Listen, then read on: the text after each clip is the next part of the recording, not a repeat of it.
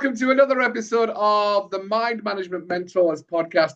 If it's in the mind, it can be managed. And today is all about workplace wellness and the role that HR has with that, because I think there's a big misconception of what HR does within a business. When I talk to businesses and I've mentioned HR, we get the eye roll. So we're getting HR managers to come in and talk about actually what HR managers do.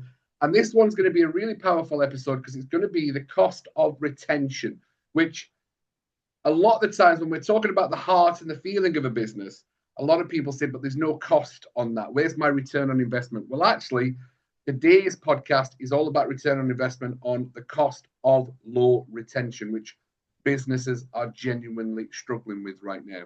So there's a massive cost to that. And we have a close personal friend of mine on to talk about the role of HR, what it should be and how it is going to be moving forward, especially with Sarah from Abercorn HR. I know that was a little brief introduction, but Sarah, introduce yourself, tell us about everything, and let's get started. Hi, Cuddy. Great to see you. I have had over 15 years of experience working within HR, a number of different industries, football most recently, and before that, banking HR. I think that many are often, as you say, you get the eye roll, but we do good things too. And I think that actually is the culture of a company is more why people stay. So there's so many different aspects of it, isn't there? I think culture is and we are going to talk about culture in this podcast. But I'll let you explain what culture is, because you made just before we do a 5-minute prep before the podcast starts, you did a shining example of what culture is and how culture will genuinely drive businesses' success. And what's your explanation of culture? Talk about the car park conversation, because that was perfect. Yeah. So I think it's when you get up in the morning. I remember a previous club I worked at down south, and every time I turned into the car park at the training ground to start work on a Monday morning, whatever time it was, 8:30, 9 o'clock, I would smile because I was looking forward to what I had to do that day, and the people and the place, and it made me happy. One thing I've spoken to you about is that actually there's so much, in terms of absence that actually is because of mental health. So people can phone up in the morning and say, look, I can't come to work, I've got a migraine, I've got, sore back, whatever. And I think it's something like 70% of those people, it's actually, they're not skiving, it's actually because they have woken up in the morning and they literally cannot face coming to work, getting on the bus, getting into their cars, because it's just weighed down so heavily. The culture is obviously not good within that company, or it's not good for them. Maybe it is for some people within the same company, but for whatever reason, it isn't for them. And there's so many different aspects, which can actually affect how they feel and how the culture makes them feel.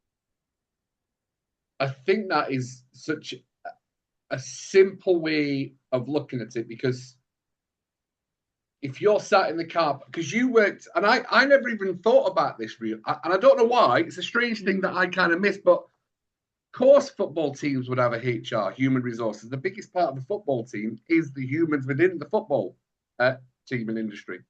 So that genuinely kind of blew my mind a little bit of like, well, obviously HR is going to be involved in football. Now, when you're sat in the car park,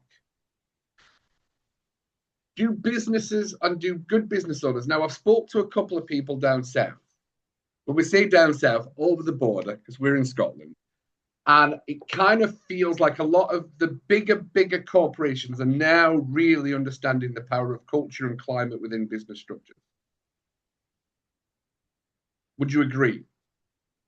Absolutely. I think that it's actually about investing in the people, and that can be so many things. That can be, of course, employee benefits, making sure they've got access to support, in terms of counselling, in terms of various apps. That I think technology has a definite part to play, making things easier to book holidays, to record conversations, all those sorts of things. But yeah, there is definitely more and more investment, particularly in the bigger companies.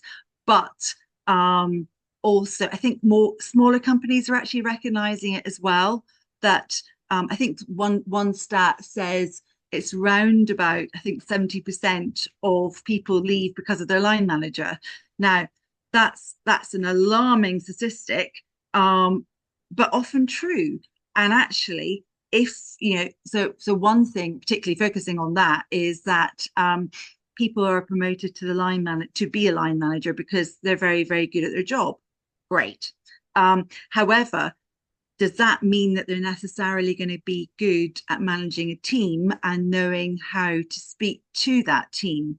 And I think that's a critical thing. So it's actually getting more training. It's getting people to be more aware of how their actions can actually impact on the people around them.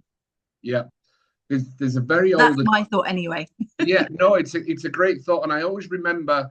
I don't know where I read it because at any time I say there's an old adage, it'll be something that I've read or understood from. So I used to work at Royal Caribbean, and I actually loved Royal Caribbean.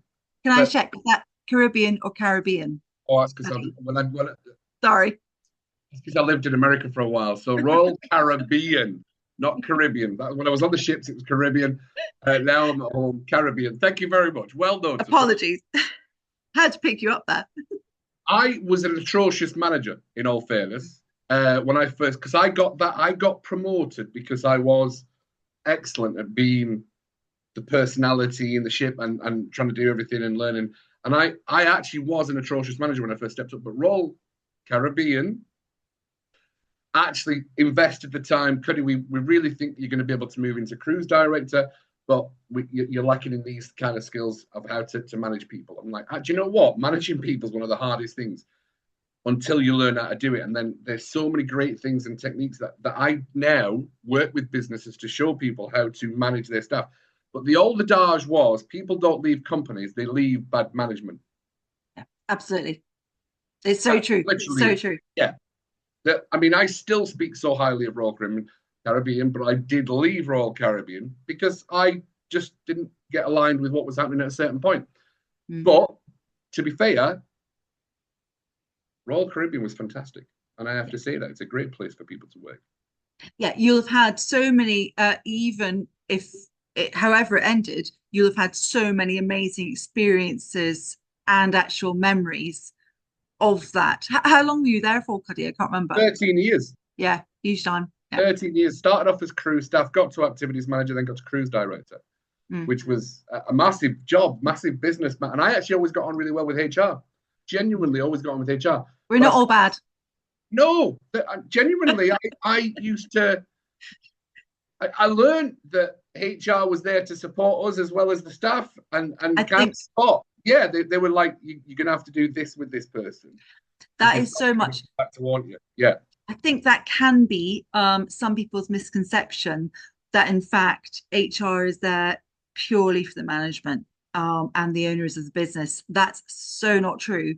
And many times it's actually, of course, it's keeping looking after the company and keeping it compliant, but it's also about fairness, it's about equality, it's actually impinging all those values. So yeah.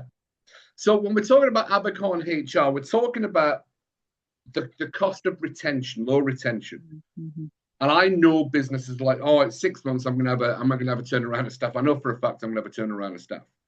And I just sit there going, do you know, if you spend a little bit of more money into training them so that they don't want to leave, because that was a Richard Branson thing, and I mentioned this on another podcast. Richard Branson used to say, train them good enough that they can work anywhere in the world, but treat them good enough so that they won't stay with you. They'll never want to leave. Yeah, I know that quote as well, and it's brilliant. It's a great quote. The cost 10 years ago of replacing a middle management employee was around about 30K. I'm sure it's gone up since then. Now, that sounds like a huge figure, but that's come to via so the person leaves, they may actually be on downtime and disengaged before they leave. So their productivity will have probably necessarily gone down slightly. Then the cost of actually recruitment, if you've got recruitment agents involved, etc.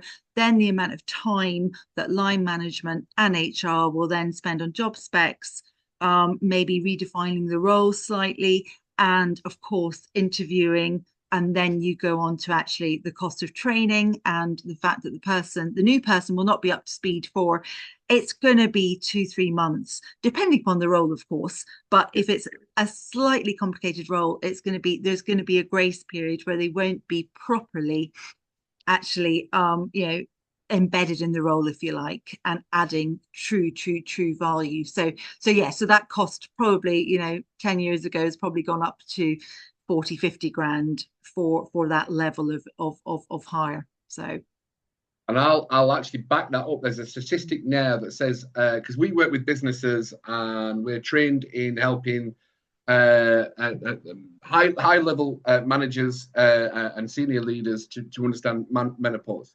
And I've coached quite a lot of ladies within business structures to see how we can manage those conversations that we have, to bring them in to understand, that it's okay, because the actual the business that we were working with, and it costs any business for a high senior level lady to leave the business due to whatever those reasons might be, lack of understanding for menopause or going through the menopause, it can cost a business 75K for that lost, experienced workforce member, leader, to leave because they felt unsupported, not heard, not listened to. And then, yes, it's sometimes good to have that change in leadership because you get new ideas coming in, but we lose that foundation of what we had, and the cost then goes up to about 150,000 in training, missed hours, and lack of that focus in that moment. And that, I thought that was absolutely mind-blowing for businesses to, yes, it's always good to get new eyes on the product and things like that because it brings in new ideas and we start bringing in other people's ideas that help the business grow. But there's still that loss with retention. So for Abercorn HR, for Sarah, what do you think is the most important part or a simple win for a business right now working with Abercorn HR to reduce the low retention within the business? How would Sarah go, this is how we help? So it very much, I think, depends on the business, the size of the business, the amount of money that the business actually brings in, all those things. But if it's, for example, is it an in-person business primarily, or is it remote? But I think, in my experience, it's about flexibility. So to get that smile of people as they turn into the car park, which, that's a pretty great thing, is flexibility, not we're going slightly off piece, but not treating people like not treating people like children. Respect people from every single position within the company, from the lowest paid member right up to the board. Just respect people, respect their personal life to a degree. Now, it's there has to be a measure, I suppose. There has to be a benchmark within that, but it's to feel listened to. And for example, one person's, if they lose their cat, that may be a massive thing to one person if they live alone. So it's just taking care of people's personal lives, getting to know them a bit, I think, and going from there. Sorry, that was slightly, I went slightly off the tangent there. No, Sarah, talking about cats. Sarah, no, right, like now we're touching on grief. Yeah, we're kind of touching on one of those emotional things that can be missing in business. That another person's grief for a cat or a dog or a pigeon, we're never really going to know how that impacts somebody. But there's a few questions that I want to ask you. You're the expert today. And what's Sarah's perspective on this one? First of all, what do you do with the staff that actually act like children and the leaders and the employees? They don't have the emotional intelligence. What do you do with the ones who are acting like children? It's all right saying we don't treat them like children, but what do you do with the ones that are acting like children? Okay, can I come back to that question in a moment, Cuddy? I'm going to very quickly touch on what we're talking about, grief. I was going to come back to that anyway. I was going to come back to that. Go on. So there was a couple of companies that I've actually worked for, and I remember one had a very, very strict compassionate leave policy, which said they have to be an immediate member of the family. They have to, and that was stipulated very, very closely. Now, I remember a scenario where someone's grandmother died. Now, you then look, okay, that was not classified as absolutely next of kin, etc. But this person had actually been brought up by her grandmother. So that was, and she was very young. So that's literally like her mother passing away. Now, I recommended that, in fact, those very, very strict rules, I later changed them, in fact, but that they were actually they were waived over, because you'll never get that person back. I know a senior HR director in another company who didn't allow someone to have time off grieving for a similar scenario. And guess what? The person left very soon afterwards. They will always remember in that horrific, horrific moment how they were treated. They'll never forget that. And in terms of retention, if that's what you're after, you've lost them at that point. And they will never again smile driving into the car park. So let's get back to your original question. No. What was that again? A good point. No, it's a great point, because people will always remember how you made them feel. Absolutely. It's so true.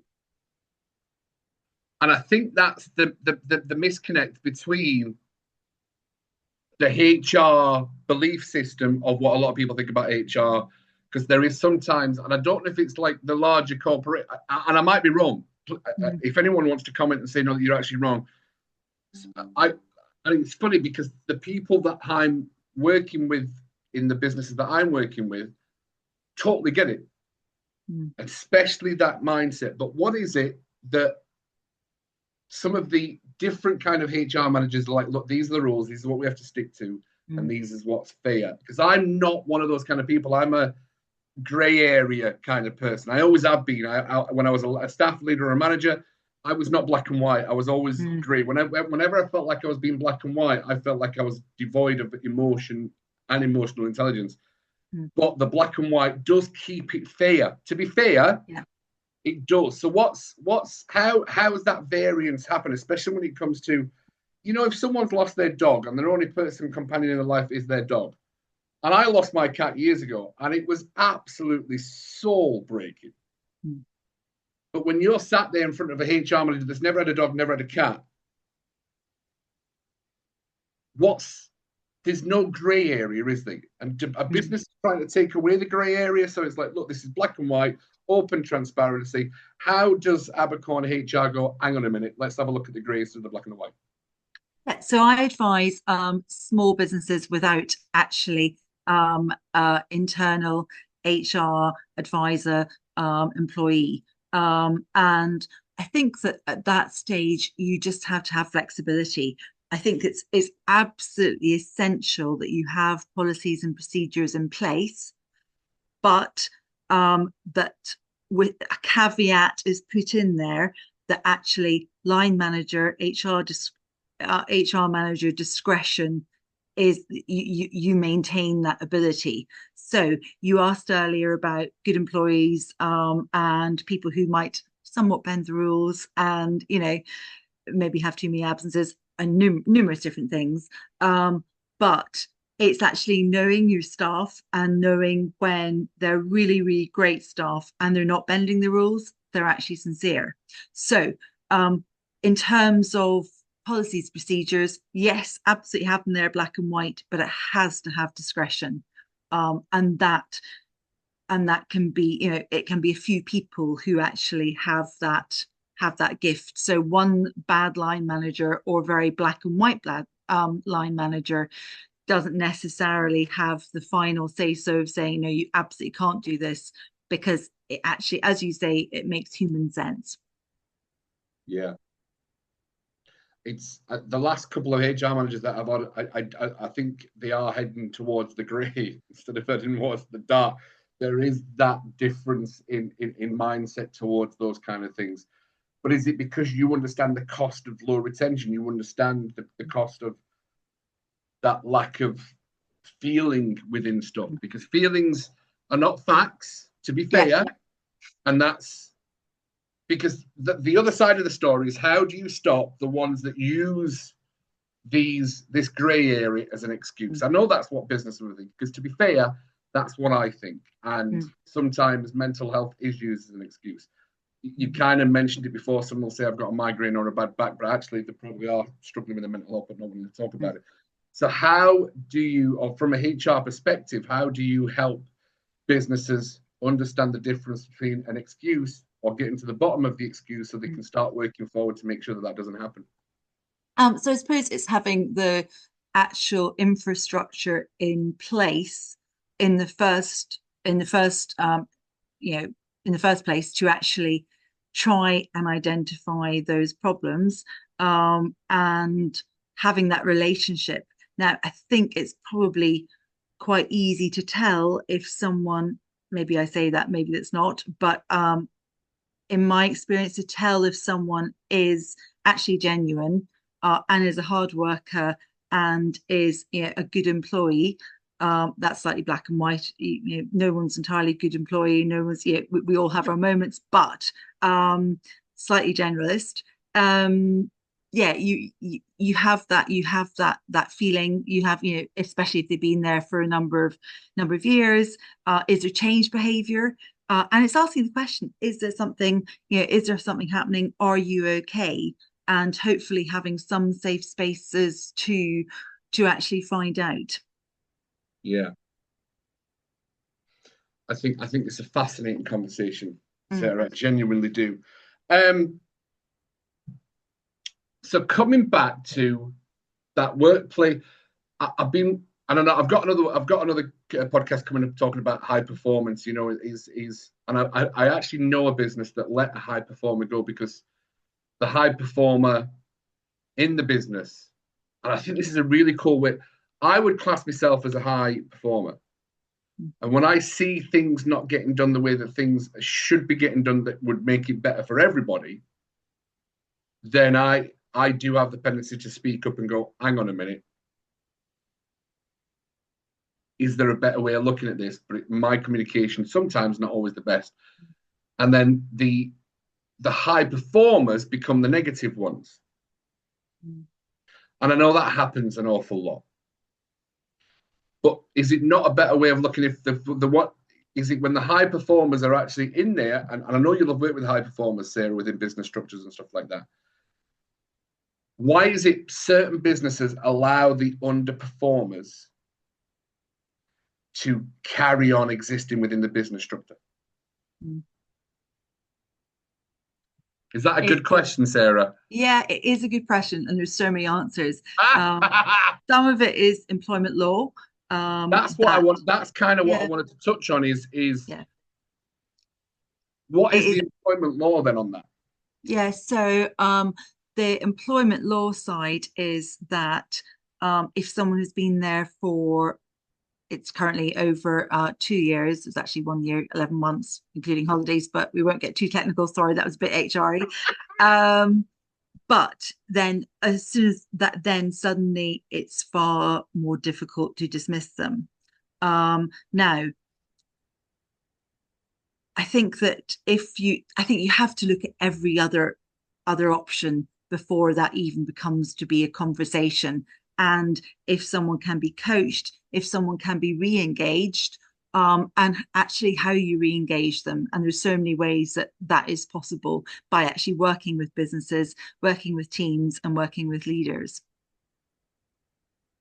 It's an interesting one because that would help with retention. Of course it would. Absolutely a massive help with retention. I think that as well, in terms of we talked before about not treating people like children, it's especially, after COVID, then every office has changed throughout the country, in terms of flexibility, working from home. And it's actually, how do people get the job done? And what about the output? If the output is there, then actually, does it matter if they happen to be in the office on Tuesday afternoon or they were working from home? Some slightly more old-fashioned companies will argue, yes, it does. My personal take is, if the job's being done, then as long as there's some contact and people are coming to the office at some points, maybe there's a few industries exceptions on that, particularly I suppose IT and tech, not so much. But I think there should be some people interaction, definitely. I'm probably in favor of a 3-2 scenario, but don't become too hung up on the small bits, as long as the output is actually there and people are doing their job efficiently and effectively. It's again, it comes back to, is the leader of the The company trust. looking? Yeah, and it does come down to trust. And there's one thing that's a big thing now, is that the biggest cause for disengagement is loneliness. Mm. People are working at home, they feel separated, they've got that, they don't have that banter, and they are struggling with loneliness. It's a big thing now, as people are struggling with loneliness. But then you look at the other side of the business owners, and surely it's got to be a mindset shift for them to go, hang on a minute, because the senior leaders and the owners of the business are going, look, I paid for 40 hours. I want this much output for that 40 hours, whatever that system is. If somebody sat up in the watchtower looking down going, I'm not getting me 40 hours, I don't know what they're doing, so I'm paying for this. So where does that mindset shift have to come from? Does that come through HR? Does that come through the leadership to wonder, where does that mindset shift come from? Because that's a big one. I think that is line manager and heads of department with some help from HR. I don't think that necessarily, I could be wrong. Some others may disagree with me, but I don't think that's necessarily HR driven. I think that's more regular catch ups with line managers, heads of departments, and maybe changes in process, and more visibility of what actually everyone is doing. Now, I'm not a fan of micromanagement by any stretch of imagination. I really am not. No. And I think that it comes to trust. And I think that, if people are working from home, I remember I was working in banking HR when we were all sent home during COVID and back in March 2020. And I think we knew that most people would get on with it, and we were very, very lucky that we could all work from home, and we had all the IT backup and the actual physical facilities to do it. But there was some who probably did not, and that's because they actually lack the trust of their line managers, some possibly correctly. So that lack of trust, and this is something about intention and understanding, most people's lack of trust comes from what they've done personally. Yeah, that's interesting. That's an interesting way of putting it, isn't it? That's where the lack of trust comes from, because they'll have done something and think, well, if I've done it, I know that they're all doing it. So, and that's the whole premise behind when people are saying they're using mental health as an excuse. That will come from a place of 2 months ago, they'll have said, oh, I'm not coming in today because I've got a migraine, knowing full well they weren't. Yeah. That's why people say I have a lack of trust, is because they've done something themselves. Or that person who has actually broken the trust. There's two sides, isn't it? So yeah, interesting. Yeah, absolutely. I love that. Genuinely, that's one of those things, and I remember that from. So as we're coming into, why is HR and the development of culture within that business structure, what's 3 things that HR helps and supports? So any business that's listening to this goes, right, we need to make some changes, we've got a problem. Sarah is sat in there going, look, if you make these 3 look at you, you're so excited, you are perched, ready to pounce on this one. Am I? No, I'm thinking of the 3 things. I'm just going. So, Sarah, what's the 3 things that you should say to a business? If you change or have this in place, you will have a higher retention rate. I think Flexibility, definitely. I think if you're going to actually attract the, really, really good employees to actually A, join your business, and B, stay, flexibility in today's world, I personally think is utterly essential. If you're saying you have to be chained to the desk 5 days a week from 9 to 5:30 or whatever hours you do, then you will lose a lot of very, very good, keen minds and input towards your business, and actually the actual success of your business, and probably financially as well. So that would be my first one. So that comes under actually what we've been talking about in not treating people like children. Yeah. So second one, I think, is to have everything set out in terms of you've got your more on the appraisal side and the pay side, so people know what they're actually working towards. If there is actually a bonus system, put it out there, say what it is, and say how it can be achieved. Now, even if it's a team bonus and it's not on individual performance, then make that clear so that it's not a grey area. So actually people aren't surprised when once a year they do or do not have good news or bad news. Or I suppose bad news is no news in terms of that. But yeah, I think transparency, that's where I'm going with that one. So is appraisal and bonuses setting out the structure number 2, and is 3 the final part, which is 3, right? Okay, I'm going 3. I would say that links into number 2. 3. Perfect. So transparency was part of the part 2. Yeah, 3, I think, is actually people feeling heard. The actual maybe physical. So I'm going to say a few things. I'm going to cheat slightly, Cuddy. I'm sorry. I'm going to say the physical environments where you're working. Having nice things around you. Maybe being able to put up a few personal things. Feeling that sense that and getting on with people. Now that's as such. Is that tangible? I don't know, but it's the line management. It's the actual encouraging people to have that flexibility and to just have that, so people feel happy when they actually go into the workplace. I think happy. I said far more than 3. Sorry. No, it's fine, because the people, it goes back to the touchy-feely part, that people would be happy to come back to work if the HR man said, look, we know that your dog's not your close family member as per thing, but look, take 2 extra days. Just take 2 extra days, whatever you need, and then we'll get you back in. That memorable part of flexibility, which is number 1, would genuinely, again, it just comes back to the simplicities of work, which is people remember how they were made. How they feel. Without doubt.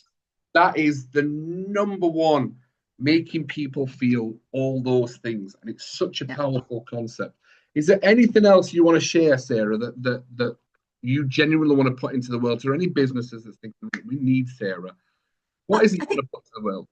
Yeah, I think the more that you give to your employees, now that I don't mean financially, no, obviously that's great. And I don't necessarily mean benefits. I don't mean,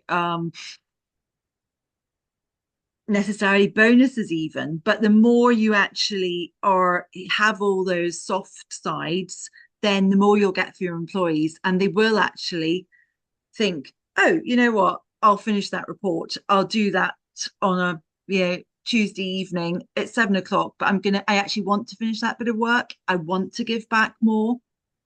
And so as soon as you start not doing all those soft things that we've spoken about, which may sound pink fluffy HR, fine, but pink fluffy will actually get far more buy-in from employees, make them far happier, and they will give so much more. We've all seen someone at work who has actually switched off.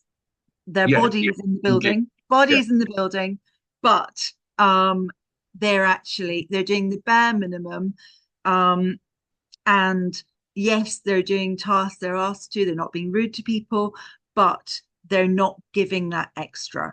And that's where all the other things I think we've spoken about today, you will actually get employees wanting, they're actually bought into the company. They're bought into the company actually thriving, making money, and actually being successful because they And feel part of it. It's they about will, feeling part of it, isn't it? and it's a simple mindset shift. Instead of I need an employee to come and work for me, what if, and I think this would be really powerful for anybody, what if that employee became your biggest recruiter? That employee loved where they worked, felt heard, felt loved, got paid well. That one person would talk about your brand, Mm, your business, more than any marketing strategy, advertising possible for recruitment going. Because absolutely. that one person would go, oh, by God, the way there's a spot opened up, you need to get it. And it used to be like that. So when Mm, I was younger, there was always one business that everybody wanted to get into. mm, And you could only get into the business because nobody ever left. And the only way you could get in generally was you had a family member working there. So my dad worked at the place where I worked, and I got in a different business structure because, oh, my son's left school. He's looking for this. Is there a possibility of him getting an interview? And I got the job, and I did it for it's really funny because it was a pipe making factory. So when I first left as in school, pipe, as in smoking pipe, no like that. sewage pipes. Okay. So it was Slightly clay different kind. pipes. It was Hepworth. It was Hepworth, and the only reason I got in is my dad was a lorry driver for Hepworth. They paid Brilliant. money, retention was quite high. You were overtime and all those kind of things. And I got a low level skill job because I'd finished college, wasn't really Mm, going to go into sports science, which is strangely enough what I kind of do now 30 years later. But I remember we would treat well. We would really looked after. And even though it was it was quite a high paying job, it was the highest paying job around at that mm, point. And overtime was great and all those kind of things. But it would be the employees like you need to get the forklift driving. Oh, there's a lorry driving job come up. It was the mm. employees that spoke about the business. Yeah, yeah, yeah. So I think there is a big, massive part of that. I don't think it has changed over the years, to be fair. But Mm. when your employees become your biggest promoter, recruitment is Yeah, super it's easy. very, very easy, and you're doing quite a few things right. So, yeah, absolutely. Perfect. Is there anything else you want to share in the world, Sarah? No, I think it's been, I've really loved being on here, Cuddy. I wasn't quite sure what to expect, but no, really enjoyed it. And I just, yeah, all the things we've spoken about, I think are so, so, so important. And it's, we all have to get up to do our chosen employment, and we spend more time at work than we do with our friends, family, loved ones. And so actually let's make that time at work as pleasant as possible, and so that we actually truly enjoy being there. And that's all the things we've talked about today, isn't it? Yeah, absolutely it is. And when you've got a business culture where your employees become your biggest recruiter, Mm, you're going to find that your retention will go a hell of a lot higher. So you absolutely. will actually start losing a lot less money because of the power of culture. Mm. Thank you very much, Sarah, for being part of the Mind Management Mentors podcast. As I tell everybody, all my clients that I'm working with, everybody on the podcast, if it's in the mind, it can be managed. And people just want to be heard and listened to. And that's the power of slap training. So if you're interested in working with Cody, seeing any more of the podcast, like and subscribe, and check out the comments and the details if you want to work with Sarah. As always, big love from Cuddy, and we'll see you on the next episode of the Mind Management Mentors podcast. Thank you, Cuddy.